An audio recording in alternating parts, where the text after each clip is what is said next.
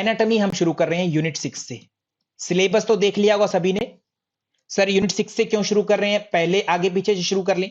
Unit 6 से करने का मतलब यह है कि यूनिट 5 तक आपको एक तरह से जो आप पढ़ रहे हैं वहां से पढ़ेंगे, ठीक है। यहां से यूनिट 6, क्योंकि एनाटॉमी आपकी इंपॉर्टेंट है, लगभग 10 से 12 क्वेश्चन आपको देंगे, तो यहां से हम शुरू कर रहे हैं। जिनको फर्स्ट सेकंड आधी थर्ड यूनिट पढ़ना है, जो भी है मुझसे पहले पढ़ना है, मेरे साथ पढ़ना है तो मैं पढ़ाऊंगा, डेफिनेटली टाइम लगेगा।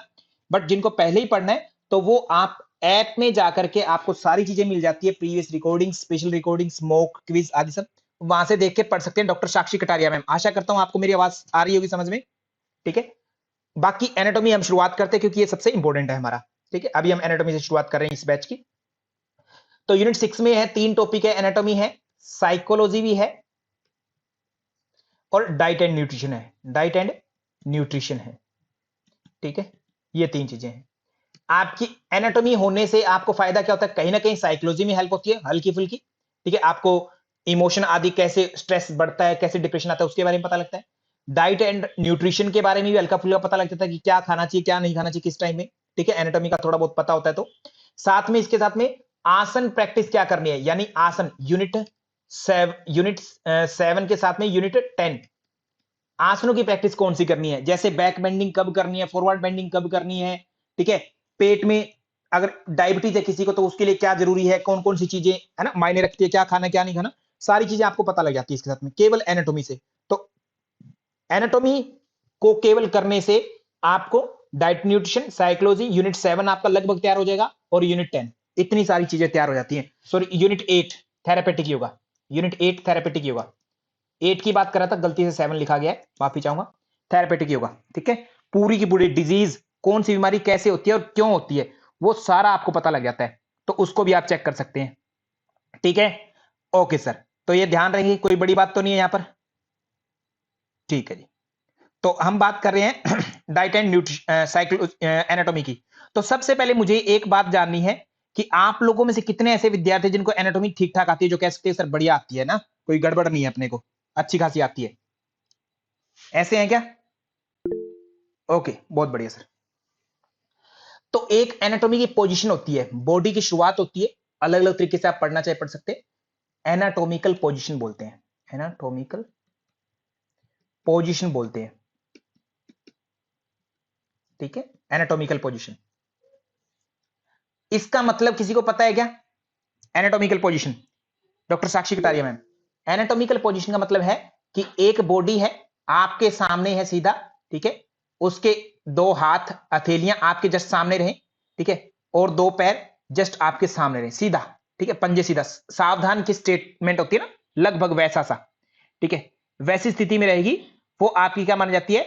एनाटॉमिकल पोजीशन मानी जाती होती है, ठीक है। एनाटॉमिकल पोजीशन, सावधान। और सावधान का मतलब ये नहीं कि आपको मुट्ठी बंद करके और ऐसे हाथों को पास में करके सोना है। सावधान ऐसा जैसे योग निद्रा में आप सोते हैं, योग निद्रा में जैसे सोते हैं ना, योग निद्रा में उस टाइप का, कि आपके हाथों की हथेलियां लगभग खुली सी, बंद नहीं होगी, खुली रहेंगी, पैर के पंजे आपके सामने रहते हैं, ज्यादा ना तो अति गैप न कम गैप, मुंह आपका जस्ट सामने सामने दिखे, चाहे खड़े हो जाओ चाहे सो जाओ, उस स्थिति को हम बोलते हैं एनाटॉमिकल पोजीशन, ठीक है। एनाटॉमिकल पोजीशन बोलते होते हैं, ओके। एनाटॉमिकल पोजीशन, सामने खड़े होते हैं, ठीक है। ये आपको ध्यान, और उसी को बोलेंगे, इसके अलावा कोई और चीज का एनाटॉमिकल पोजीशन नाम नहीं है, ये ध्यान रखना, इसके अलावा किसी भी चीज का एनाटॉमिकल पोजीशन नाम नहीं है, स्ट्रेट सावधान सीधे सामने रहेंगे तो, ठीक है। अब इसमें बेसिक चीजें आपको जाननी चाहिए। पहली बात तो एक आप शब्द बोलते हैं एनाटॉमी, एक बोलते हैं फिजियोलॉजी, फिजियोलॉजी, अंतर कुछ कह सकते हैं क्या? फिजियोलॉजी और एनाटॉमी में अंतर कुछ बता सकते हैं? एनाटॉमी आपके स्ट्रक्चर की बात करता है, बॉडी के स्ट्रक्चर, कि बॉडी का स्ट्रक्चर कैसा है, ठीक है। और इसके साथ में अगर फंक्शन की बात करें तो फंक्शन को कौन बताएगा? फिजियोलॉजी जो है फंक्शन की, कैसे बॉडी काम करती है। सपोज करिए आपको डायबिटीज जो है वो किस ग्लैंड से जुड़ी है, एक नाम दें तो आप, आपका नाम है सर पेनक्रियास से, ठीक है, पेनक्रियास से। पेनक्रियास ग्लैंड कहां पर कैसे कैसे जुड़ी थी सर? पेनक्रियास इस प्रकार से ग्लैंड होती है, और वो जो है ड्यूडिनम से जुड़ी होती है, ड्यूडिनम में अपना रस डालती है। ऐसे स्ट्रक्चर ऐसा है, स्ट्रक्चर, ठीक है, ऐसा सा है, ड्यूडिनम के साथ में कनेक्टेड है पेनक्रियाज, ऐसा कुछ करके स्ट्रक्चर है, ये स्ट्रक्चर है। फंक्शन, सर पेनक्रियाज करती क्या है? सर पेनक्रियाज के पास में सेल होती है, कुछ एंडोक्राइन कुछ एक्सोक्राइन टाइप की, ठीक है, एंडोक्राइन एक्सोक्राइन टाइप की होती है। एक्सोक्राइन से वो जूस सीक्रेट करती है, एंडोक्राइन से वो हार्मोन सीक्रेट करती है, हार्मोन्स में भी अल्फा बीटा डेल्टा, है ना, ऐसे करके सेल्स होती है, उनसे अलग अलग सीक्रेशन होता है इस टाइप में। मेरी बात समझ रहे हैं? ठीक है सर, ये आपको जाननी चाहिए बातें, ये इंपॉर्टेंट है आपके लिए। एनाटॉमी एंड फिजियोलॉजी में अंतर, क्योंकि एग्जामिनर बेसिक बेसिक बातें आजकल पूछ रहा है, बेसिक बेसिक बातें, ये आपसे क्वेश्चन पूछ सकता है एग्जामिनर, इसलिए आपको पता होनी चाहिए। तो एनाटॉमी क्या है? Study of structure of the body, structure, shape कैसे बनती है, कोई चीज, कोई ऑर्गन कहां पर है, किस जगह लोकेटेड है, कैसे किस दूसरे अंग से संबंधित है वो। फिजियोलॉजी, वो काम कैसे करते हैं, काम कैसे करते हैं, ठीक है, function of the body.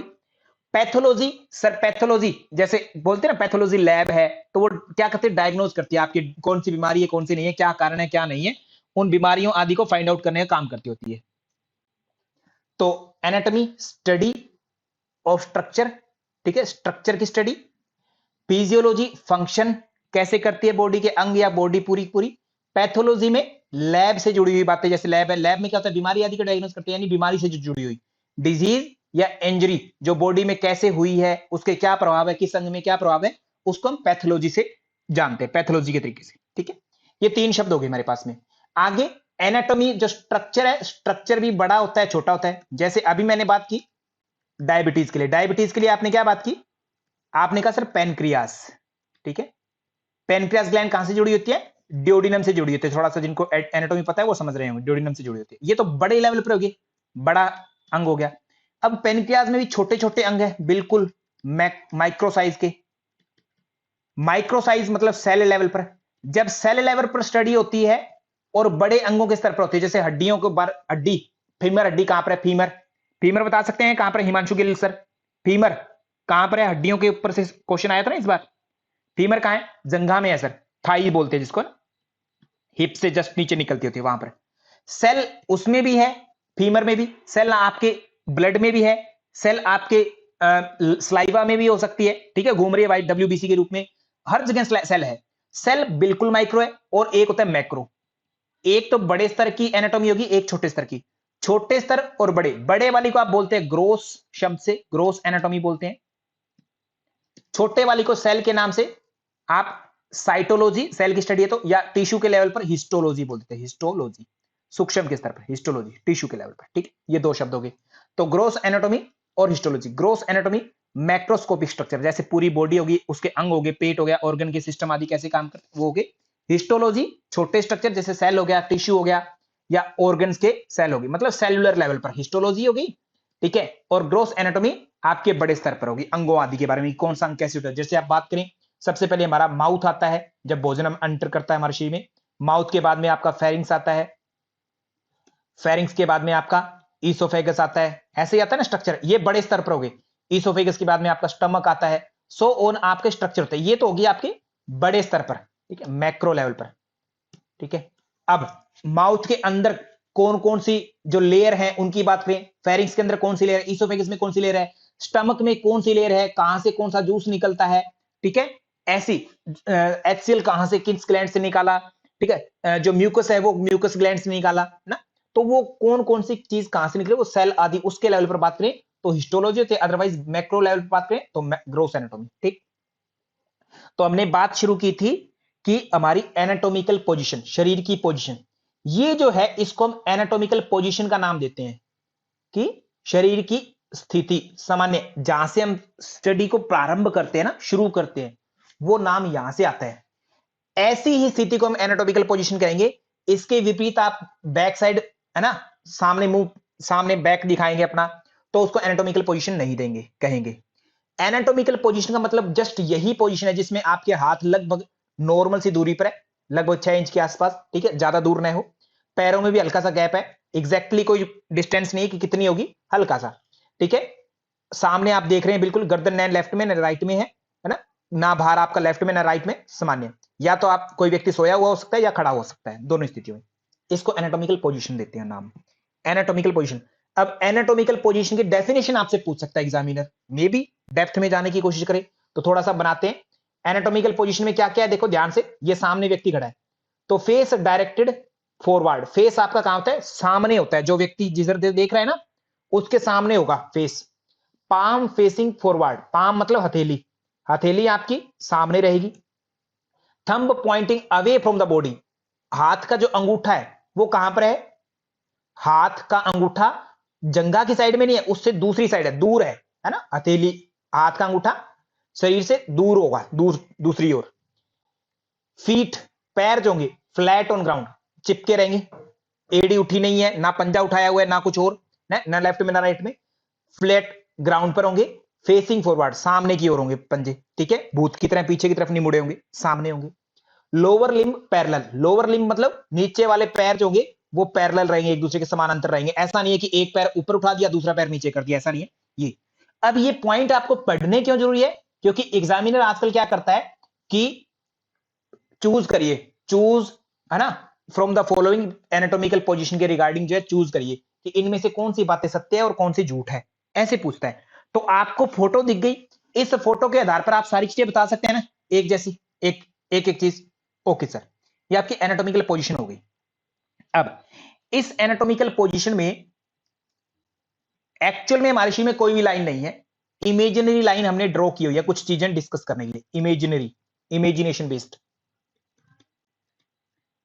Imaginary, ठीक है, लाइंस ड्रॉ की हुई है हमने। जैसे एक लाइन हम मिड में, हम हमारा जो नेवल है, ठीक है, नेवल और नोज है, नोस्ट्रिल है, और चेस्ट के बीचों बीच से हम अगर गुजारते हैं तो हमारी एक लाइन ड्रॉ हो जाती है, पूरा बीच में से गुजरती है जो लाइन, एक लाइन ड्रॉ हो जाती है। इस लाइन को हम नाम देते हैं मिड लाइन। क्या नाम दिया, मिड लाइन, ये नाम बन गया हमारा मिड लाइन, ठीक है। और ये मिड लाइन हमारी नाक के बीच से, छाती के बीच से, नेवल के बीच से, जेनाइटल ऑर्गन्स के बीच में से शरीर को दो इक्वल भागों में बांटती है, इक्वल भागों में बांटती है, ठीक है, मिड लाइन जनरली यहां पर होती है। और ये हर एक अंग के बीच में हो सकती है, हर एक अंग के बीच में। जैसे अगर हम बात करें, एक फिंगर एक्सपोज करिए, एक फिंगर जस्ट, ठीक है, एक फिंगर है, ठीक है, वो जुड़ी है, हमारे हाथ से जुड़ी हुई है। इस फिंगर को भी अगर हम बांटें तो ऐसे बांट सकते हैं, इस फिंगर में भी मिड लाइन इमेजिन कर सकते हैं कि एक साइड इसका लेफ्ट हो जाएगा, एक राइट हो जाएगा, ऐसे दो भाग में बांट सकते हैं फिंगर को भी, ठीक है। जैसे पूरे हाथ को बांटना चाहे तो इसमें हम हाथ की मिड लाइन ऐसे ड्रॉ कर सकते हैं, इमेजिनेशन बेस्ड, कि लेफ्ट में हो गया, राइट में हो गया, ऐसे ना, लेफ्ट या राइट ऐसे इमेजिन कर सकते हैं, ठीक है। ये भी पैर में अलग से मिड लाइन ड्रॉ कर सकते हैं अगर हम चाहें तो, अगर हमें जरूरत है तो इमेजिनेशन करने की, मतलब हर अंग में लेफ्ट और राइट अंग को हम सोच सकते हैं। एक्चुअल में मिड लाइन पूरी बॉडी के अनुसार, एनाटॉमिकल पोजीशन के अनुसार इमेजिन की जाए तो केवल और केवल नाक से होती हुई, गले के बीचों बीच से, छाती के बीचों बीच से होती हुई, नेवल के बीच में से, है ना, ऐसे इमेजिन करते होते हैं हम, ठीक है। ये है हमारी मिड लाइन, नाम पता लगा क्या है, मिड लाइन, ठीक है, मिड लाइन। मिड लाइन क्या है, जो एनाटॉमिकल पोजीशन में अगर बॉडी है तो उस बॉडी को कितने भागों में बांटती है, टू पार्ट्स में। और वो दो पार्ट कौन से हैं, दो पार्ट कौन से हैं, पोस्टीरियर और एंटीरियर, ठीक है, ऑप्शन ए। बी है लेफ्ट और राइट, डोर्सल तीसरा ऑप्शन, या वेंट्रल है, या डी अप या राइट। बताओ जी, ऑप्शन चूज करिए साक्षी कटारिया मैम। मिड लाइन हमारे शरीर को दो भागों में बांटती है, जिससे हमारे शरीर में क्या स्थिति बनती है, पोस्टीरियर एंटीरियर की, लेफ्ट राइट की, डोर्सल वेंट्रल की, अप राइट की, क्या बनती है स्थिति, बताओ जल्दी से।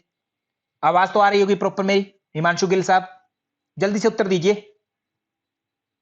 ओके सर, इस हिसाब से देखें तो मिड लाइन हमने क्या कहा कि सर एनाटॉमिकल पोजीशन में मिड लाइन वो होती है जो हमारे शरीर को नाक से होती है, ऐसे छाती से बीचों बीच से, नाभि से दो भागों में बांटती है, लेफ्ट राइट बना दिया।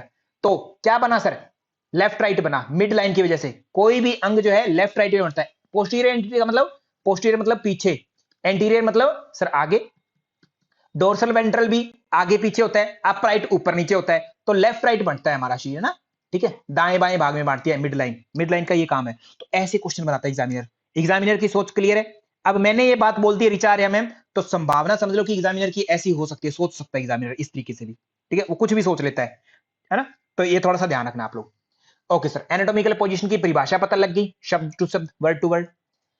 ओके सर, हाँ, अब कुछ शरीर के बारे में बातें हैं। मिड लाइन, मिड लाइन हो गई अपनी। अब मिड लाइन है, मिड लाइन के पास में जो चीज होगी, ठीक है, और कुछ चीजें दूर भी हो सकती है। हमेशा एनाटॉमी में पास के लिए प्रोक्सिमल वर्ड होता है, प्रोक्सिमल। प्रोक्सिमल शब्द जब आएगा तो समझ लेना कि वो शरीर में पास की बात है, रूट के पास है, रूट जहां से कोई अंग निकलता है वहां से, ठीक है। एक होता है प्रोक्सिमल, एक होता है, दूसरा क्या होता है, पीसीटी सुना होगा, डीसीटी सुना होगा, सुना है क्या कभी? एक होता है डिस्टल, डिस्टल, पीसीटी और डीसीटी जो है हमारे नेफ्रॉन के अंदर वर्ड यूज होता है, प्रोक्सिमल कन्वोल्यूटेड ट्यूबल्स और डिस्टल कन्वोल्यूटेड ट्यूबल्स। डिस्टल शब्द देखो डिस्टेंस से जैसा मिलता जुलता है ना, डिस्टेंस से, डिस्टेंस का मतलब दूर। मान लीजिए अभी आपका शरीर है, बॉडी है, ठीक है, बॉडी है, और हम नेवल को, इसको सेंटर पॉइंट मानते हैं, ये सेंटर मान लीजिए, इस सेंटर नेवल के पास में ये जो गर्दन है, नेक, नेक रीजन है, नेक जो है इज, हम इसके लिए टर्म बोलेंगे, है ना, neck is proximal than nose, ठीक है, कि गर्दन जो है टू नोज टू नेवल, ठीक है, मतलब नेक जो है पास में है, नाक की बजाय ज्यादा पास में है, किसके, नेवल के पास में है, ये बात कह सकते हैं ना, ठीक है। या ये कहा जा सकता है, हिंदी में मैं लिखूं कि हमारा नाक जो है, नाक दूर है, ठीक है, छाती की अपेक्षा, ठीक है, नेवल के दृष्टिकोण से, नेवल के दृष्टिकोण से, ठीक है, बात को समझ गई। डिस्टल और प्रोक्सिमल कैसे बोला जाता है, ठीक। अब ये हथेली है, ये देखो, ये क्या है, कंधे की अपेक्षा, कंधे से क्या है, दूर है, ठीक है, डिस्टल, डिस्टल है, डिस्टल, ठीक है। कंधा क्या है, प्रोक्सिमल है, किसके, रूट के, क्योंकि इधर से ही तो हाथ पैदा हुआ है, हमारा हाथ किधर से निकलता है, जड़ हाथ की कंधा है, तो कंधे वाली जगह जो है वो हमारी प्रोक्सिमल है, और डिस्टल है हमारा हाथ का अंगुली, ठीक है। अंगुली में अगर हम बात करें तो अंगुली में इंडेक्स बने होते हैं, ये पहला इंडेक्स है, ये दूसरा है, ये तीसरा है, नाखून वाला तीसरा होता है, यहां इधर नेल होता है, ठीक है, नेल ऐसे। तो पहला जो है, इस इंडेक्सेस के नाम होते हैं, इनको फ्लेंजेस बोलते हैं हम, फ्लेंजेस, ठीक है, फ्लेंजेस, ठीक है।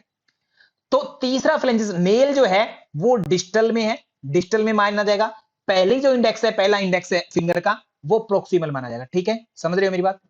ओके। एक अभी बात की थी हमने फीमर की, फीमर कहां है, जंघा में, फीमर ये हड्डी है जंघा में। घुटने से नीचे कौन से होते हैं, पटेला, और कौन से होते हैं, पटेला तो अपने नी में होगी, टीबिया और फिबुला, टीबिया एंड फ्यूब्यूला, ठीक है, ये अपने कहां पर होती है, सर पिंडली में। अब मुझे इसमें से बताओ, सिंपल मुझे एक शब्द चाहिए बस, प्रोक्सिमल कौन है और डिस्टल में कौन है, बस इतना उत्तर दो मुझे। पूनम सिंह मैम, मेरी आवाज आ रही है अब तक? डिस्टल और प्रोक्सिमल में कौन है? टीबिया और फिब्यूला क्या है? टीबिया फिब्यूला सेंटर पॉइंट, अगर नेवल को हम मान के चलते, अगर सेंटर को नेवल मानते हैं, ठीक है, तो ये जो है ज्यादा दूर है सर, या सेंटर नेवल को ना भी मानो तो भी हमारा पैर पैदा किधर से हो रहा है, पैर रूट पैर की ये है, ये थाइज है ना, ये जंघा, ये हिप्स जो है हमारे रूट है जहां से हमारा पैर पैदा हुआ है, हालांकि ऐसे पैर पैदा नहीं होता है, बट समझने की बात है कि इधर हमारी जड़ है, ठीक है, इस जड़ के पास में फीमर है, ये तो प्रोक्सिमल माना जाएगा। और इससे दूर क्या है हमारा सर, टिबिया फिबुला दूर है। इसकी बजाय हमारा एडी जो है, एंकल, ठीक है, टखना जिसको बोलते हैं, वो और ज्यादा दूर है, ठीक है, वो ज्यादा दूर है, और उसकी अपेक्षा टिबिया फिबुला प्रोक्सिमल सेंस में प्रोक्सिमल है। पैर का अंगूठा है वो और ज्यादा दूर है ना, एंकल थोड़ा उसके नजदीक हो जाएगा, ऐसा प्रोक्सिमल डिस्टल, समझ गए? ओके सर, किसी भी अंग का नाम नहीं है प्रोक्सिमल या डिस्टल, हर एक अंग अपने आप दूर ज्यादा हो सकता है। जैसे आप जहां पर सपोज करिए कोई व्यक्ति बैठा है दिल्ली में, ठीक है, दिल्ली में है, दिल्ली से जब आप कहते हैं गोवा दूर है, ठीक है, बट जब दूर तमिलनाडु को आप ले आते हैं साथ में, तमिलनाडु को, तब आप कहते हैं तमिलनाडु दूर है परंतु गोवा पास में है, दिल्ली के गोवा पास में है, तमिलनाडु दूर है, हो गया ना? एक ही चीज दूर पास बदल जाती है अपेक्षाकृत, जब आप तुलना करते हैं किसी की। ये डिपेंड करता है आपका। थोड़ा सा आप समझ गए होंगे डिजिटल प्रोक्सिमल को। आगे बात करते हैं हम, ठीक है। तो डिजिटल प्रोक्सिमल, प्रोक्सिमल पास के लिए हो गया, डिजिटल दूर के लिए हो गया। ओके, अब दूसरा, एक और बात, ये जो है देखो मिड लाइन, मिड लाइन के जो पास में होगा, मिड लाइन के पास में होगा उसका मीडियन बोलेंगे, ठीक है। माध्यम सुना होगा, माध्य माध्यिका ऐसे मीडियन, ठीक है, मीडियन, ठीक है। जैसे आप एक और इससे जो दूर होगा, दूर होगा उसको आप लेटरल बोलेंगे, लेटरल, मिड लाइन से दूर, मिड लाइन से दूर, ध्यान रखना, ठीक है। प्रोक्सिमल, और ये कैसे बना प्रोक्सिमल डिजिटल, ये बना था इस नेवल के आधार पर, अगर हम इसको माने, मतलब रूट को अगर इसको मान लें हम, तो हमारा प्रोक्सिमल और डिजिटल बना था रूट, अंगों के रूट के आधार पर, ठीक है, रूट के आधार पर, ठीक है, जहां से जो अंग पैदा होता है उस हिसाब से। मिड लाइन, मीडियन लाइन के पास में अगर जाएंगे तो मीडियन हो गया, और लेटरल दूर हो गया, लेटरल दूर हो गया, ठीक है। मिड लाइंस को क्रॉस करके दूर जाने की कोशिश करेंगे तो हमारा दूर हो जाएगा। फॉर एग्जाम्पल, जब आप जो है तिर्यक ताड़ासन करते हैं, तिर्यक ताड़ासन करते हैं, तो मुझे बताओ, तिर्यक ताड़ासन तो सबको पता होगा कैसे होता है, ठीक है। तो उसमें आप मीडियन की तरफ जाते हैं या लेटरल की तरफ जाते हैं, बताओ जी, जल्दी से उत्तर दीजिए हिमांशु गिल साहब। यानी मिड लाइन की तरफ आते हैं या लेटरल साइड में जाते हैं? सर आप दूर जाते हैं, अपने मिड लाइन से दूर झुक जाते हैं, हाथ इधर झुक जाएंगे आपके बहुत ज्यादा, या इधर झुक जाएंगे, साइड में चले गए मिड लाइन से। पैर भी आपके दोनों मिड लाइन से बहुत ज्यादा दूर खुल जाते हो, तो पैर खोल देते हैं आप, दूर चले गए, तो लेटरल एक्टिविटी है वो, ठीक है, लेटरल एक्टिविटी हिमांशु गिल साहब, ठीक है, लेटरल साइड की एक्टिविटी है एक तरह से कहेंगे, या लेटरल रोटेशन आदि आगे नाम देंगे। अभी के लिए छोटा, थोड़े थोड़े थोड़े बता रहा हूं मैं, जिसमें अगर जिनको ज्यादा पता है तो वो थोड़ा इन बातों को थोड़ा गलत तरीके से ले सकते हैं, जिनको बिल्कुल नहीं पता उनको बहुत अच्छे समझ में आ रही होगी बातें, ठीक है, लेटरल और मीडियन। अब मीडियन का मुझे बताओ, ऐसी कोई एक्टिविटी बताओ, ऐसा कोई आसन बताओ जिसमें मैं मिड लाइन की तरफ जाऊं, ऐसा कोई आसन बता सकते हो आप? यही क्वेश्चन है एग्जामिनर का। साक्षी कटारिया मैम, इतने अच्छे योगा अभ्यासक है, आपको तो सारी चीजें पता है, आसनों के नाम नहीं पता क्या? ऐसा आसन बताओ जिसमें आप मिड लाइन की तरफ आगे, जैसे गरुड़ासन, गरुड़ासन, गरुड़ासन में मिड लाइन है आपकी, आप पैर को दूसरे पैर पर पलट देते हैं, मिड लाइन के अंदर की तरफ लेके जा रहे हैं, पैर दूर नहीं लेके जा रहे, अंदर ले जाने की कोशिश कर रहे हैं, ठीक है। वृश्चिक आसन फॉरवर्ड या बैकवर्ड बेंडिंग है ना हर्षिता शर्मा मैम, वो वाला वृश्चिक ही कह रहे हो, बैकवर्ड बेंडिंग टाइप में, ठीक है, तो वो इसमें नहीं आएगा। पवन मुक्त आसन भी आपका मीडियन या लेटरल नहीं है, उसमें केवल आपने बॉडी को आगे पीछे मूव किया है, आपने इस मिड लाइन का प्रयोग नहीं किया, ना तो मिड लाइन के पास में आए ना मिड लाइन से दूर गए आपने। पवन मुक्त आसन में किया गया आपने कुछ ऐसा? गरुड़ासन सोचो, घुमाने वाला, इसमें एक तरह से घुमाने वाला आसन होगा, घुमाना, या तो अंगों को आप बाहर की तरफ लेकर जा रहे हो मिड लाइन से, ठीक है, सेंटर लाइन से, या आप सेंटर लाइन के पास में ला रहे हो, बस इतना ही, ठीक है। ऐसा कोई भी, ऐसा कोई भी आसन, ठीक है। वृक्षासन, वृक्षासन में अगर आप ऐसा सोचते हैं कि एक पैर को आप इसमें लगा लेते हैं पंजे को, तो आप उसको मिड लाइन की तरफ आना बोल सकते हैं कि आपका पंजा जो है मिड लाइन की तरफ आ गया, ठीक है, बट घुटना बाहर चला गया, ठीक है, ओके। तो आगे बात करते हैं, ताड़ासन आपका कोई भी इसमें से ना तो मिड पोजीशन बना रहा है ना लेटरल, लेटरल तो नहीं बना रहा, ये तो पक्का है, लेटरल नहीं बना रहा।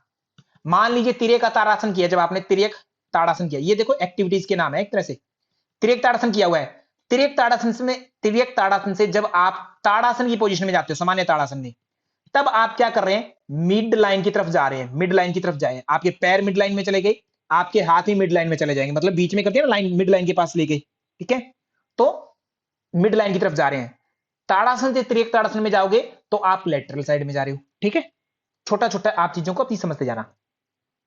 तो हमने क्या शब्द समझा अभी, एक तो हमने समझा है सर मिड लाइन के हिसाब से, प्रोक्सिमल डिस्टल समझा हमने, प्रोक्सिमल और डिस्टल। प्रोक्सिमल शब्द है पास के लिए, डिस्टल शब्द है डिस्टेंस, दूर के लिए, जो अंग जहां से पैदा होता है उससे जितनी ज्यादा दूर होगी वो चीज दूर मानी जाएगी, ठीक है, पैदा होने के आधार पर। अंग रूट कहां पर है, ये रूट के बेसिस पर है, रूट के बेसिस पर, ठीक है। दूसरा हमने मीडियन एंड लेटरल पोजीशन ये देखा, लेटरल पोजीशन वो मानी जाएगी जो मिड लाइन से अवे है, अवे फ्रॉम मिड लाइन, ठीक है, नियरर टू मिड जो है वो हमारा मीडियन कहलाएगा। जैसे अभी के लिए हम बात करें तो मिड लाइन आपकी ये है, देखो, ठीक है। आप ये कह सकते हैं eyes are median at median position, position अगर मैं बोल दूं, position are more at median position than ear. कान से ज्यादा आंखें मिड लाइन के पास में है, हाँ या ना? ये बात सही है क्या डॉक्टर प्रिया मैम? बताइए जल्दी से।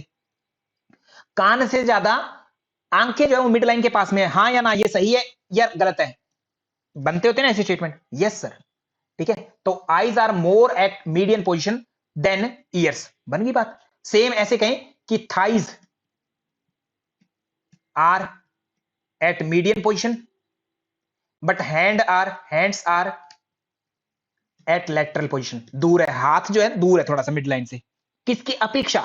देन है ना, आप तुलना कर रहे हैं, आप कंपैरिजन कर रहे हैं उस हिसाब से, ठीक है, डन।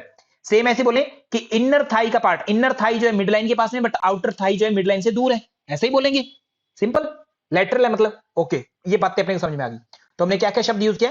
प्रोक्सिमल समझ में आया आपको, डिस्टल समझ में आया, डिस्टल, प्रोक्सिमल मतलब पास, डिस्टल मतलब दूर, दोनों शब्द, ठीक है। ये किस आधार पर थे? ये रूट के आधार पर, रूट अंग कहां से निकलता है उसके आधार पर, जड़ के हिसाब से, ठीक है। और दूसरा शब्द आपने क्या समझा है? लेटरल पोजीशन और मीडियन पोजीशन।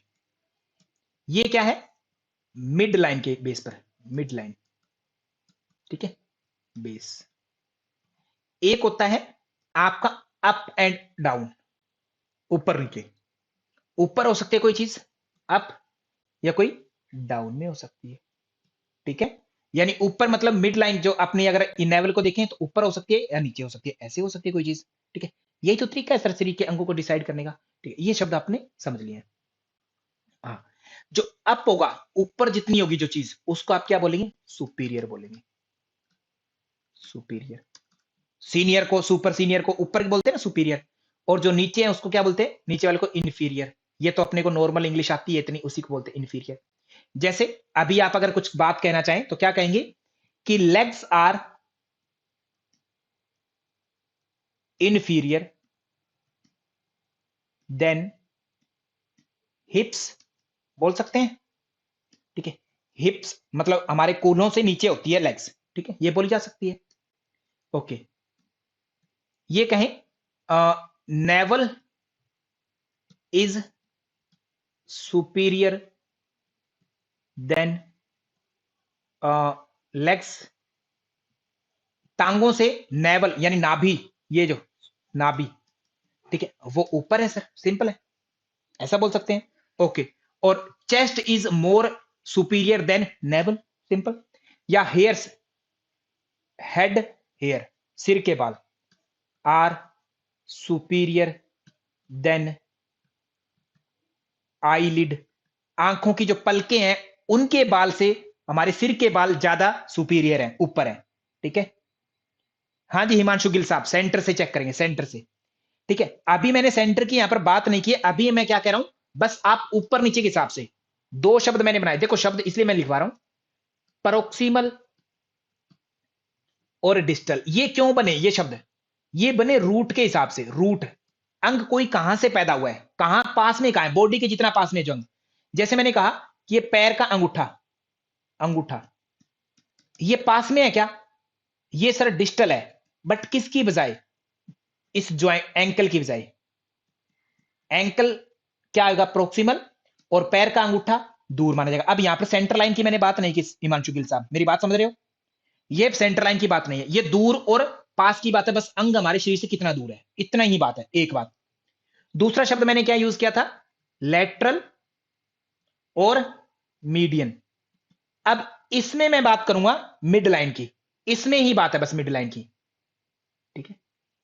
ये है mid line base, mid line related, ठीक है, एक बात।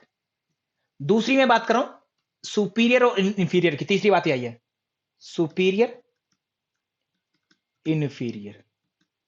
इसमें वास्तव में मिड लाइन नहीं है, बस एक अंग दूसरे अंग की अपेक्षा, ऐसे करते होते हम, एक अंग दूसरे अंग की अपेक्षा। जैसे घुटना जो है मेरे टखने से, एंकल जॉइंट से ज्यादा ऊपर है, या घुटने से भी ऊपर हिप्स है, हिप्स से भी ऊपर हमारी चेस्ट है, चेस्ट से भी ऊपर नेक है, नेक से भी ऊपर लिप्स है, लिप्स से ऊपर नोज है, नोज से ऊपर माथा फ्रंट है ना, फोरहेड है, उससे ऊपर हेड के हेयर्स हैं। ऐसे ऊपर कौन है? सुपीरियर का मतलब ऊपर, अपर साइड, इंफीरियर का मतलब डाउन साइड। ठीक है, और वो अंगों की तुलना में होगा, एक अंग की तुलना में। ये तीनों ही शब्द एक दूसरे की तुलना में होते हैं, तुलना में। ठीक है, आगे करूं मैं बात? ठीक है सर। तो अब हम थोड़ा सा ये समझते हैं, ये देखो ये तीन शब्द आए कि देखो एक मिड लाइन होती है, मिड लाइन के जो सेंटर पॉइंट के पास में होगी तो उसको मीडियल पोजीशन बोलेंगे। मिड लाइन से जितना दूर जाते जाओगे आप लेटरल पोजीशन बनाते जाओगे, लेटरल शब्द होगे। ठीक है, पास में हो गए रूट के तो प्रोक्सिमल शब्द यूज करोगे, प्रोक्सिमल। दूर जाओगे तो डिस्टल यूज करोगे। शरीर में अगर ऊपर की, आसमान की तरफ, या ऊपर ऊपर बोल दूं मैं, ऊपर, वो ऊपर स्किन के साइड में हो सकता है या शरीर के अंदर की साइड हो सकता है। ऊपर की बात करें तो सुपीरियर होगा, नीचे की बात करें तो इंफीरियर होगा। और ये जरूरी नहीं कि आसमान की ओर ही हो। जैसे आप मुख के अंदर कोई अंग को खोल लिया, मान लो ऑर्गन है, हार्ट है, हार्ट की 3 लेयर है मान लो, जो एक लेयर, 2 लेयर, और अंदर तीसरी लेयर है। तो अब यहां पर कोई भी अंग मान लो, जो पहले, पहली लेयर क्या है? ये सुपीरियर है, ऊपर की लेयर है। सेकंड लेयर इंफीरियर है, देन 2 सेकंड से। और third layer is more inferior than second and first layer. समझ में आ गई डॉक्टर हिमांशु गिल साहब, कैसे बोलेंगे हम इस स्टेटमेंट को? एम आई राइट डॉक्टर साक्षी कटारिया मैम? बात क्लियर है क्या? छोटी छोटी बातें हैं बट क्वेश्चन में बनेंगी आपकी, बहुत जरूरी है ये सारी सारी बातें। आगे बात करते हैं सर। तो आगे हम क्या करते हैं फिर? स्थिति बनती है बॉडी की। अब एनाटॉमिकल प्लेन बनते हैं उन बातों पर जो नाभिक, जो शरीर को सुपीरियर और इंफीरियर भाग में बांट दे, उसका नाम होगा ट्रांसवर्स प्लेन। क्या नाम देंगे? Transverse plane. मान लो एक कागज का टुकड़ा हमारी बॉडी में से क्रॉस करवाया जाए, या मान लो लोहे की प्लेट, आरी, आरी समझते हैं, आरा ब्लेड, ठीक है, उसको हमारे शरीर में से क्रॉस करवाया जाए एक डेड बॉडी से, और वो इस तरीके से क्रॉस करवाया जाए कि एक ऊपर का भाग बन जाए अपर पार्ट, एक डाउन साइड बन जाए। ठीक है, तो उस ब्लेड का नाम हम बोलेंगे, उस प्लेन को बोलेंगे, उस आधार को बोलेंगे ट्रांसवर्स प्लेन। ठीक है, एनाटॉमी में आप अप डाउन न कह करके क्या वर्ड यूज करते हैं? अभी हमने बात की, टर्म्स को दिया, क्या नाम दिया? अपर बोलना है तो आप सुपीरियर बोलेंगे, नीचे बोलना है तो इंफीरियर। यहां पर पिक्चर में आपको ऐसा लग रहा है कि ये नाभि के अंदर से गुजरा हुआ है, हाँ लगभग नाभि से, बट अगर आपके घुटने से भी गुजार दें तो भी आपका ये ट्रांसवर्स प्लेन ही रहेगा हमेशा। छाती में से गुजार दें तो भी ट्रांसवर्स प्लेन रहेगा। मतलब सामने की ओर से अगर गुजारेंगे ना, जिसमें हमारा शरीर का एक भाग ऊपर और एक नीचे बन जाए, ऐसा भाग जब भी बनेगा वो ट्रांसवर्स प्लेन ही कहलाएगा, याद रखना। मोस्टली ये सारी चीजें सेंटर से गुजारने की कोशिश की जा रही है, पिक्चर में ऐसा ही होता है हमेशा, आप बुक्स में देखो बीच में से ही बात होती है। समझने की बात है कि ये कहीं से भी गुजरे, शरीर में 2 भाग बनेंगे, ऊपर का और नीचे, तो समझ लो वो प्लेन कौन सा कहलाएगा? Transverse plane. फ्रंटल प्लेन कौन सा कहलाएगा? ऐसे अगर ब्लेड को हम इस तरीके से डालें किसी बॉडी के शरीर में कि उसका छाती वाला भाग जो है, पेट वाला भाग है, नाभि वाला, नाक वाला है ना, नोस्ट्रिल वाला, वो आगे रह जाए और बैक साइड वाला पीछे रह जाए, ऐसे 2 टुकड़े अगर बॉडी के करें तो उसमें एक तो बैक साइड बनेगी, एक फ्रंट साइड, एक फ्रंट साइड होगी, एक बैक साइड होगी। ठीक है, बैक को क्या क्या नाम देते हैं? बैक को, बैक साइड को हम बोलते हैं पोस्टीरियर, पोस्टीरियर मतलब पीछे, पोस्टीरियर बोलते हैं। ठीक है, या डोर्सल बोलते हैं। ठीक है, ओके। आगे की साइड को, फ्रंट साइड जो बनेगा, मुंह वाली साइड, फ्रंट साइड, उसके लिए यूज करते हैं एंटीरियर। ठीक है, या वेंट्रल। ठीक है, या फ्रंट तो आपने बोल ही दिया इसको, ये नाम होते हैं। तो ऐसा कोई भी ब्लेड चाहे शरीर में से कहीं से गुजारो, वैसे तो देखो पिक्चर कहती है मिड लाइन से गुजारो, मिड में से गुजरनी चाहिए, बट कहीं से भी गुजार दो आप, जिससे शरीर का कुछ भाग आगे रह जाए और कुछ भाग पीछे रह जाए पूरा एग्जैक्टली। ठीक है, तो उसको आप फ्रंटल प्लेन बोलेंगे। क्या नाम देंगे? Frontal plane. और एक ऐसा, एस से याद रखें, सेजाइटल, सेजाइटल बोले तो साइड से। अगर एक ब्लेड ऐसे गुजारी जाए बॉडी में से जिससे आप 2 साइडों में बढ़ जाए, या तो लेफ्ट में बढ़ जाए या राइट में, वैसे तो फिर मैं बात करता हूं सेंटर से ही गुजारी जाती है, तो प्लेन हमेशा सेंटर पर बनते हैं। बट समझ लो कोई डॉक्टर है बहुत बड़ा सर्जन, वो केवल हाथ को दो भागों में बांटता है, लेफ्ट राइट बना देता है। दो उंगलियां लेफ्ट में रहेगी, दो राइट में बन गई, ऐसे हथेली को दो भागों में बांट दिया, लेफ्ट राइट कर दिया, तो वो क्या बन गया? Sagittal plane. ठीक है, लेफ्ट राइट में बांट देगा तो ऐसे, समझ गए? सेजाइटल से याद रखेंगे साइड। ठीक है, तो ये तीन प्लेन हो गए, ये इंपॉर्टेंट है सर आपके। इनके बेस पर आपकी एक्टिविटीज होंगी, आसन आदि आपको समझ में आएगी। ये बेस है आपका, ये जरूरी है जानना आप लोगों को। ठीक है, थ्री प्लेन्स होते हैं बॉडी में। कितने प्लेन होते हैं? थ्री प्लेन, तीन प्लेन। प्लेन का मतलब एरोप्लेन नहीं, प्लेन का मतलब आधार, जो तीन भागों में बांट सकते हैं बॉडी को। एक तो ऊपर नीचे करके बांट सकते हैं, एक आगे पीछे करके बांट सकते हैं, एक को लेफ्ट राइट करके बांट सकते हैं। सेजाइटल से याद रखेंगे लेफ्ट राइट वाला है, फ्रंटल को याद रखेंगे पोस्टीरियर एंटीरियर पार्ट बनता है, ट्रांसफर से याद रखेंगे सुपीरियर इंफीरियर बनता है। ठीक है, ओके। तो अब हम पढ़ते हैं सेजाइटल प्लेन, इनको पढ़ते हैं टर्म।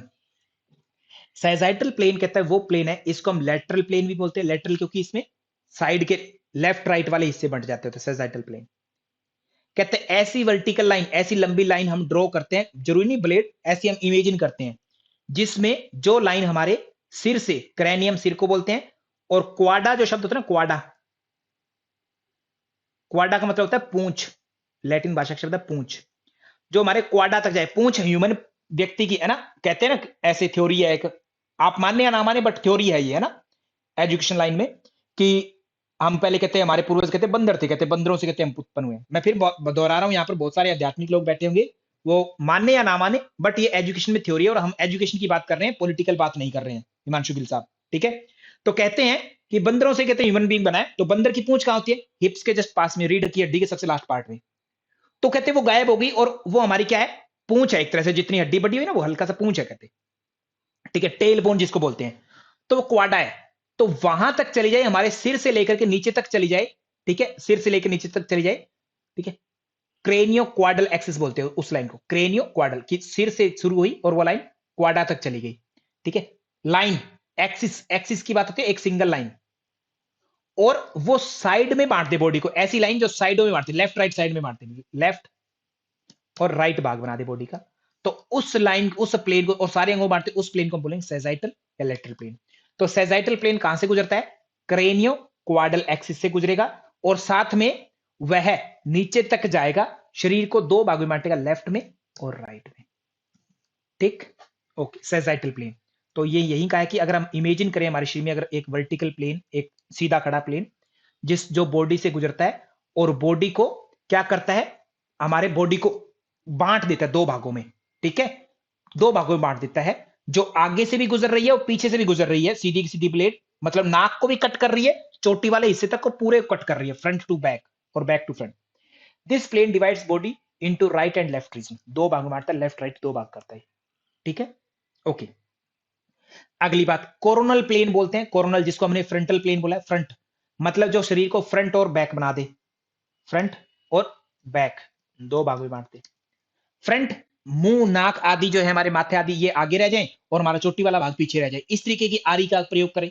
हालांकि इमेजिनरी लाइन है, मैं फिर बात कर रहा हूं, ऐसा अगर हम प्लेन करें, वो भी तो हमारे देखो क्रैनियम सिर से और टेल बोन तक जा रहा है पूरी लाइन। ठीक है, इस लाइन से ब्लेड आपने काटा तो शरीर का कुछ भाग पीछे रह गया, कुछ आगे रह गया, फ्रंट बन गया, कुछ क्या बना?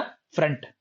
अब इनके नाम नोट कर लेना, फ्रंट और बैक। ठीक है, फ्रंट को आप बोलते हैं एंटीरियर, ठीक है, या वेंट्रल, ये शब्द हैं इसके। बैक के लिए क्या यूज करते हैं? पी से पोस्टीरियर, पीछे।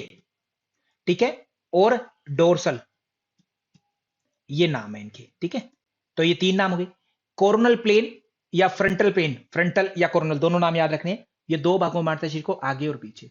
एक वर्टिकल प्लेन है, दो दो भागों में बांटता है बॉडी को। ठीक है, साइडों से गुजरता है, मतलब ब्लेड आरी ऐसी है जो हमारे सिर पर रखी जाएगी, जिससे वो हमारे लेफ्ट में से भी आरी आ रही है और राइट में भी चल रही है। ठीक है, कान आधा आगे रह गया, कान आधा पीछे रह गया, ऐसे आरी चलेगी। ठीक है, ऐसी ब्लेड चलेगी। ठीक है, वो प्लेन बनाएगी। तो ये जो है हमारे शरीर को एंटीरियर और पोस्टीरियर, बैक और फ्रंट दो भागों में बांटता है। क्लियर ये शब्द? Okay. Transverse plane, transverse plane या हॉरिजॉन्टल प्लेन, हॉरिजॉन्टल बोलते हैं इसके हमारे धरती के समकक्ष, धरती या ग्राउंड के पैरेलल, समानांतर, पैरेलल, ठीक है। तो ऐसी ब्लेड जो हमारे शरीर को ऊपर एंड डाउन, या इनके लिए एनाटॉमी में हमने शब्द क्या किए, सुपीरियर या इन्फीरियर, ठीक है, दो भागों में बांटे ऐसी चीज को, ऐसे प्लेन को हम क्या बोलते हैं, ट्रांसवर्स प्लेन बोलते हैं या हॉरिजॉन्टल प्लेन बोलते हैं, ठीक है, ट्रांसवर्स या हॉरिजॉन्टल। ओके, तो कहते एक ऐसी लाइन ड्रॉ कीजिए जो हमारे शरीर के मिड सेक्शन में से जाए और ये हमारे शरीर को ऊपर यानी सुपीरियर, लोअर यानी इंफीरियर, दो भागों में बांटते, तो समझ लो वो प्लेन कौन सा है, ट्रांसवर्स प्लेन है। ये तीन प्लेन बनते हैं। ऐसी पिक्चर आपने अपने एनाटॉमी की बुक कभी भी खोल ली होगी तो उसमें जरूर देखी होगी, ये तीन, है ना, ऐसी पिक्चर। इसमें से ये वाला प्लेन कौन सा है, ये सबसे नीचे, अभी हमने बात की, इस प्लेन का नाम बताओ। ये जो लाइन गुजरे जिससे आपका सुपीरियर भाग बना और इंफीरियर बना, ऐसी ब्लेड अगर बॉडी में से गुजारेंगे तो इस प्लेन को क्या नाम देंगे, ट्रांसवर्स। क्या नाम दिया, ट्रांसवर्स वर्स प्लेन, ठीक है, जिससे सुपीरियर और इंफीरियर बना। ऐसी ब्लेड जिससे आपके लेफ्ट राइट साइड बन जाए, लेफ्ट एंड राइट बन जाए, उस प्लेन को आप क्या नाम देंगे बताओ, लेफ्ट हैंड और राइट हैंड ऐसा नाम देने लग जाए तो उसको सेजाइटल, सेजाइटल बोले तो साइड, है ना, ऐसे याद रखें, सेजाइटल प्लेन। ओके, साइड के नाम से। ऐसी ब्लेड, ऐसी आरी जो हमारे शरीर को फ्रंट और बैक में बांट दे, ये वाली आरी दिख रही है, फ्रंट और बैक में बांट दे, तो नाम से याद रखो, एफ से फ्रंट, एफ से frontal plane, frontal plane. But क्या एग्जामिनर इतना बेवकूफ लगता है क्या, इजी इजी नाम दे देगा आपको, इजी वाले नाम देगा ही नहीं रश्मि माते मैम, वो आपको नाम क्या देगा, वो टिपिकल वाले नाम देगा। वो क्या करेगा, ट्रांसवर्स प्लेन शायद ट्रांसफर दे दे क्योंकि टिपिकली लगता है बहुत सारे लोगों को, है ना। इसका दूसरा नाम क्या है, हॉरिजॉन्टल, ठीक है, हॉरिजॉन्टल ट्रांसवर्स का। फ्रंटल का दूसरा नाम क्या है, फ्रंटल, फ्रंट होता है माथा, है ना, माथे, माथे को याद करो और क्या कहा जाता है, क्रैनियम, क्रैनियम से कुछ सेंस निकलती है, क्रैनियम से क्या सेंस निकलती है, क्रैनियम, कोरोनल, है ना, ऐसे याद रख लें, कोरोनल, हालांकि कोरोनरी आर्टरी होती है बट यहां पर याद रखने के लिए कोरोनल प्लेन नाम दे देंगे फ्रंटल को। सेजाइटल को क्या नाम देंगे, सेजाइटल से क्या बना, लेफ्ट राइट बना, तो एल से क्या नाम देंगे, लेटरल प्लेन, लेटरल प्लेन। ये इनके नाम हो गए एक्स्ट्रा एक्स्ट्रा, दो दो नाम सबके हैं। आशा करता हूं ये आप रट सकते हैं अच्छे से, बहुत ही बेहतरीन तरीके से। प्लीज इनको देख लीजिएगा अच्छे से, जितनी बार रिवाइज करेंगे उतनी जल्दी आपको रहेगा, नहीं तो आज तो लगेगा समझ में आ गया, 4 दिन बाद में भूल जाएंगे, सर नाम क्या था वही भूल गए। फिर एग्जाम में ऐसा लगता है कि ये पढ़ा हुआ तो है, कहीं सुना था, देखा था, बट एक्चुअली याद नहीं है, उत्तर नहीं दे पा रहे हम, ऐसी फीलिंग आती है, फिर वो गड़बड़ हो जाती है, ठीक है। तो ये तीनों ना चेक कर लेना अच्छे से। ओके, तो इस तरीके से आप थोड़ा सा और देख सकते हैं पिक्चर के माध्यम से, ये पीपीटीज आपकी एप्लीकेशन में अपलोडेड है, वहां से अच्छे से डेप्थ में देख लेना। हमेशा ऐसी प्रैक्टिस करना कि क्लास पूरी हो गई तो क्लास के बाद में सपोज करिए, अपनी नॉर्मली क्लास हमारी क्या रहती है, 7:10 से स्टार्ट होती है, 8:10 पर रहती होती है, लगभग इतना रहता है, आज थोड़ा सा लेट हो गया, ठीक है। सामान्य रूप से हमारी क्लास जो है इतने तक होती है। आप लोग इमेजिन करें कि हमारी क्लास 8:20 तक है, 10 मिनट एक्स्ट्रा चलती है, तो जैसी क्लास खत्म होती है तो तुरंत सारा जो कॉन्टेक्ट, जो चीजें पढ़ी हैं क्लास में, वो सारी तुरंत की तुरंत रिवाइज करें, तो इससे मेमोरी बड़ी शार्प होती है, लॉन्ग टाइम तक मेमोरी बनाने में सबसे ज्यादा हेल्प होती है इस चीज से। तुरंत अगर आप रिवाइज कर लेते हैं, फिर आप 1-2 दिन बाद में या जब आपको टाइम मिलता है फिर दोबारा रिवाइज कर लीजिए, तुरंत तो जरूर करना ही करना है, 10 मिनट सारा का सारा तुरंत क्लास होती है, ठीक है। वो सबसे बेस्ट पार्ट है लॉन्ग टाइम, है ना, मेमोरी क्रिएट करने के लिए। ओके, तो 2 वर्टिकल प्लेन, वर्टिकल प्लेन मतलब लंबे लंबे सीधे ऊपर से आएंगे, टू दो कौन कौन से, एक तो सजाइटल है जो ऊपर से आता है नीचे तक जाता है, बट वो साइडों में मारता है, लेफ्ट राइट में मारता है, और एक ऊपर से ही आ रहा है नीचे तक जा रहा है, उसका नाम क्या है, वो अप एंड वो फ्रंट एंड बैक में बांटता है। ये दोनों क्या है, वर्टिकल प्लेन है, मतलब लंबे सीधे खड़े, सीधे खड़े वाले प्लेन है, ठीक है, अपराइट। ओके, हॉरिजॉन्टल प्लेन एक ही है पूरे शरीर में जो बीच में से काटता है, जिसके कारण सुपीरियर और इंफीरियर यानी अपर साइड और लोअर साइड बनती है। मैं फिर दोहरा रहा हूं, सामान्य रूप से पिक्चर में आपको ये मिड लाइन से ही गुजरते हुए दिखाई देते हैं, बट जरूरी नहीं हमेशा मिड से गुजरे। मान लो कोई अंग है छाती के बीच से गुजार दिए तो ये भी ट्रांसवर्स प्लेन ही है, ये कोई दूसरा थोड़ी हो गया। प्लेन तो 3 है पूरे मिलाकर के, बीच में सो गया। इसके अलावा एक प्लेन और हो सकता है, अगर हम बॉडी को ऐसे तिरछा काटते हैं, ऐसा तिरछे लेवल में कोई चीज करेंगे तो उसको हम ओड प्लेन, मतलब थोड़ा विषम, ओब्लीक प्लेन बोलते हैं, ओब्लीक, तिरछा जो होता है। ठीक है, शरीर में हमारी कोई तिरछी हड्डी है क्या, जो ऊपर से आती है और ऐसे तिरछी सी घूम जाती है, ऐसे ऐसे कोई है क्या तिरछी हड्डी, कोई है क्या? हमारे रिब्स देखे, हमारे रिब्स, रिब्स को चेक करना, पीछे से ना लगभग हमारे थोरेसिक रीजन से निकलते हैं और घूम करके आते हैं वो थोड़े से नीचे जा करके, और ऊपर फिर स्टर्नम में जुड़ जाते हैं, मतलब तिरछे से हैं वो, थोड़ा सा तिरछे ऐसे। और उनके पास जो मसल होगी, उनके पास में फिर मसल होती है, ऋतिक रोशन आदि ऐसे एक्टर देखे होंगे, तो उनके पेट के आसपास मसल होती है, वो ऐसे आती है ऊपर से, ऐसे ऐसे तिरछी सी आती होती है, ठीक है, दोनों साइडों से। ठीक है, उनमें अच्छे दिखते हैं, हालांकि सबके शरीर में होती है वो, उनमें बस दिखती है वो अच्छे से, कटिंग दिखती है। उस उनका नाम भी ओब्लीक मसल होता है, उन मसल्स का नाम भी ओब्लीक होता है, ओब्लीक मसल। ठीक है, तिरछी मसल, मतलब तिरछे अगर तरीके से काटते हैं बॉडी को तिरछा करके, ठीक है, तो उसको हम ओब्लीक प्लेन बोलते होते हैं। चार प्लेन हो गए एक तरह से, तीन होते हैं वैसे, प्रसिद्ध तीन ही है, सेजाइटल, फ्रंटल, ट्रांसवर्स। तीसरा प्लेन अगर तिरछे तरीके से काटते हैं अगर हम बॉडी, बस इतना ही, वो कैसे भी काट लो आप, ठीक है, जब बॉडी की कटिंग होती है एनाटॉमी में, तब तीन प्लेन हो गए। ठीक है, तो आपका फिर से एक दोहरा लेते हैं थोड़ा सा, कि मीडियन प्लेन या सेजाइटल प्लेन, या इसका लेटरल प्लेन हमने नाम दिया लेटरल, ठीक है, जिसके कारण लेफ्ट और राइट में बॉडी बट जाती है। जिस प्लेन के कारण हमारी बॉडी फ्रंट और बैक, या एंटीरियर और पोस्टीरियर, पोस्टीरियर में बढ़ती है, या वेंट्रल या डोर्सल में बढ़ जाती है, वो प्लेन हमारा फ्रंटल प्लेन होता है। फ्रंटल से ही सी लगा दो आगे, कोरोनल, है ना, स्पेलिंग सेम सी है, कोरोनल प्लेन बन जाता है, जिसके कारण बॉडी हमारी अप, अपर या डाउन, या हम इसको नाम दे सकते हैं सुपीरियर या इनफीरियर।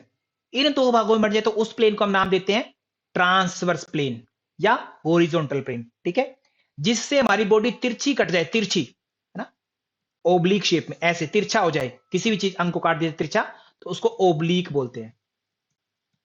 ओब्लिक, ओब्लिक तो पता ही होगा आपको, ठीक है, रैंप टाइप में। ठीक है, हमारे घर के आगे रैंप लगे होते हैं ना, वो तिरछे होते हैं, जमीन के पैरेलल नहीं होता, बाइक आदि अंदर लेके जानी घर में या नीचे उतारनी है, तो सामने लगा होता है ना नाली के आगे से, ओब्लिक टाइप का शेप, रैंप टाइप में, उसको ओब्लिक शेप बोलते हैं। ठीक है, ओके सर, तो अब ये सारे शब्द आपके हो गए, यहां पर ये हाईलाइट कर दिया मैंने। एंटीरियर बोलते हैं front part of the body, posterior बोलते हैं back side of the body, superior बोलते हैं कोई भी अंग जो दूसरे अंग से ऊपर है तो उसको सुपीरियर बोलेंगे, कोई ऐसा अंग जो दूसरे अंग की अपेक्षा नीचे है तो इंफीरियर बोलते हैं, कोई अंग दूसरे अंग की अपेक्षा पास में है तो प्रोक्सिमल बोलते हैं, कोई अंग अगर दूर है तो उसको डिस्टल बोलते होते हैं। ठीक है, मीडियल जो मिड लाइन के पास में है उसको मीडियल साइड बोलते हैं, लेटरल वो जो दूर है मिड लाइन से। ठीक है, डीप में मतलब गहराई, अंदर शरीर के अंदर, जैसे मैं ये बोलूं गहराई में, अगर थोड़ा सा एनाटॉमी पता है कि आपकी पिट्यूटरी ग्लैंड जो है, पिट्यूटरी, पिट्यूटरी क्या है, डीप में है, देन ईयर, कान तो आपके बाहर है, आउटसाइड में है, पिट्यूटरी आपके दिमाग के अंदर है बिल्कुल, है ना, ब्रेन के जो सेरिब्रम होता है उसके जस्ट नीचे होती है, हाइपोथैलेमस के पास में, वहां होती है, डीप में, सरफेस से थोड़ा अंदर गहरे में हो। और सुपरफिशियल बोले तो जो सरफेस के पास में हो कोई अंग, जैसे skin is superficial, skin is superficial, ठीक है, फिशियल। देन वेन्स, वेन होती है वो स्किन के अंदर ज्यादा है, शरीर के अंदर की साइड है, स्किन हमारी आउटर लेयर बाहर बाहर होती है। समझ गए बात को, सोमाली सैन में कोई दिक्कत तो नहीं है आपको? ओके सर, शब्द आपके एनाटॉमिकल क्लियर हो गए, एनाटॉमी के। कुछ और शब्द है, इनको नोट कर लेना, एग्जाम में बहुत हेल्प होती है आपके छोटे छोटे शब्दों से। सुपीरियर को हम ऊपर की साइड बोलते हैं, जो हेड की साइड में हो। इन्फीरियर या क्वाडल, क्वाडल का मतलब पूंछ, जो हमारे पैरों की साइड में, पूंछ की साइड में, हम ह्यूमन बींग का पूंछ हमारे नीचे की साइड ही होगा। एंटीरियर या वेंट्रल जो सामने की साइड हो, पोस्टीरियर या डोर्सल जो पीछे की साइड हो, मीडियल जो मिड लाइन के पास में हो, लेटरल जो साइड में मिड लाइन से दूर हो, अवे हो। ठीक है, प्रोक्सिमल, प्रोक्सिमल की बात करें तो प्रोक्सिमल वो है जो पास में हो, जो ओरिजिन है जहां से किसी अंग का उसके पास में हो। डिस्टल का मतलब जो ओरिजिन से दूर हो। सुपरफिशियल मतलब जो आधार, जो हमारी बाहरी स्किन है या आउटर एरिया हो किसी भी अंग का, उसके साइड में जो होता है वो चीज सुपीरियर। डीप मतलब अंदर तक बैठा हुआ है जो शरीर में। ठीक है, जैसे सिंपल, आपने अपने नाखून से, हमने क्या किया, खुजली की, ईचिंग करते हैं ना हम अपने आप को, खुजली की, उससे हमारी स्किन थोड़ा सा छिल गई, एक तो ये घाव हुआ है ना, ईचिंग के कारण घाव हुआ, ईचिंग वाउंड, ठीक है, एक तो ये हुआ, एक नाइफ किसी ने मार दिया, फिल्मों में मार देते हैं नाइफ, नाइफ वुंड। बताओ इनमें से सुपरफिशियल वुंड कौन सा रहेगा, बताओ, शब्द, मेरा प्रश्न क्या है, क्वेश्चन समझ में आया, हिमांशु गिल साहब, आपको क्वेश्चन जरूर समझना है, सुपरफिशियल वुंड कौन सा होगा, WOUND, कौन से वाला होने की संभावना है। नॉर्मली अगर लेडीज करेगी तो हो सकता है उनका ईचिंग वाला बाउंड ज्यादा गहराई में चला जाए ना, क्योंकि वो नाखून लंबे लंबे रखती हैं, ठीक है।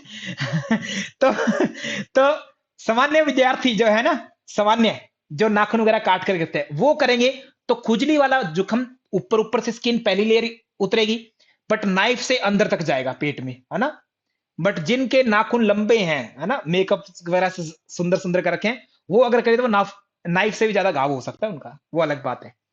तो ईचिंग वाला सुपरफिशियल होगा और डीप में हमारा नाइफ वाला होगा, जस्ट, है ना, समझाने के लिए एग्जांपल दिया अपने को, क्लियर हो गई बात, ओके सर, डन है। तो डीप और सुपरफिशियल क्लियर। विसरल का मतलब क्या होता है, विसरल एक नया शब्द है, विसरल का मतलब होता है अंदर, अंदर की साइड हो, अंदर। पैराइटल का मतलब आउटर, आउटर साइड में हो जो, ठीक है, किसी अंग की कवरिंग आदि करना, जैसे कोई लेयर है, मान लो आपके शरीर पर एक स्किन रूपी लेयर है, तो स्किन क्या है, पैराइटल कवरिंग है आपकी, पैराइटल बाहर की कवरिंग है पूरी बॉडी की।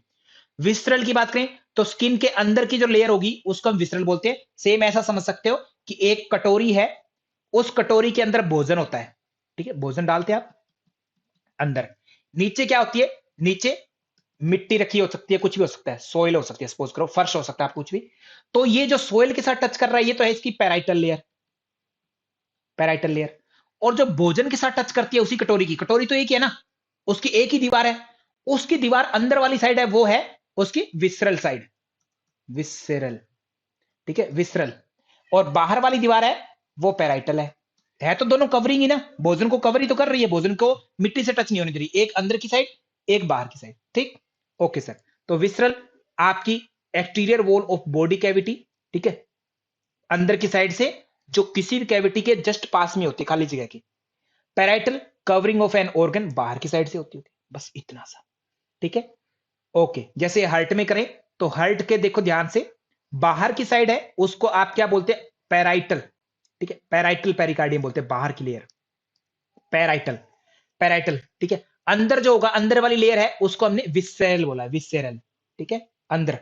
तो विसरेल का मतलब है खाली जगह को घेरने वाली परत, और पैराइटल का मतलब है बाहर की परत, ठीक है, ओके सर, डन। तो विसरेल का मतलब हमेशा अंदर, पैराइटल का मतलब बाहर, ये याद रखना है आपको, छोटी छोटी बातें आ जाती है एग्जाम में, okay sir. So thank you to all, धन्यवाद आप सभी का, थैंक यू सो मच। आशा करता हूं सारी चीजें आप समझ गए होंगे, बाकी की चीजें हम कल कंटिन्यू करेंगे, थैंक यू सो मच। किसी अन्य विद्यार्थी का कोई प्रश्न तो प्लीज आप माइक ऑन है, बोल करके पूछ सकते हैं। नमस्ते सर। नमस्कार मैम। सर सुपरफिशियल एक बार दोबारा बता दीजिए। आपका नाम, आपने जीएस नाम लिखा, क्या नाम है आपका। सर गायत्री। गायत्री जी। सुपरफिशियल है ना, इसका अपोजिट क्या है, सुपरफिशियल का अपोजिट पता तो आपको क्लियर रहेगा, डीप। डीप का हिंदी मतलब होता है गहरा, ठीक है। जैसे मैं हर्ट की बात करूं, ठीक है, हर्ट में ये जो लेयर है ना बाहर की, ये सुपरफिशियल है, सुपरफिशियल, ठीक है। और ये अंदर की साइड है, ये क्या है, डीप है। या एक नॉर्मल बात करते हैं हमारी बॉडी के अंदर, बॉडी की आपको स्किन देखिए आपने, स्किन, स्किन का कलर आपको दिखता है ब्राउनिश या व्हाइट या ब्लैक, ऐसे कलर दिखते होते हैं हमें बाहर से। किसी किसी के हाथों में हमें वेन्स दिखती होती है, वेन्स, ठीक है, हरी हरी लाइनें दिखती होती है, वेन दिखती है ना, वो वेन कौन सी है, वो सुपरफिशियल है, ऊपर ऊपर की है, सुपरफिशियल ऊपर ऊपर की वेन है। क्या अंदर वेन नहीं है, अंदर और गहराई में भी वेन है बहुत सारी, जब अंगों को, है ना, हम ब्लेड से काटते हैं तो उसमें गहरे में भी वेन दिखती होती है जो हमें बाहर से नहीं दिखती। सुपरफिशियल मतलब ऊपर ऊपर, ऊपर, ठीक है, किसी भी अंग के ऊपर, ऐसा नहीं है कि लंबाई में ऊपर, हाइट में ऊपर नहीं, किसी भी अंग के ऊपर, ठीक है ma'am. Doctor Gayatri Sharma ji, thank you so much sir. Thank you so much, thank you.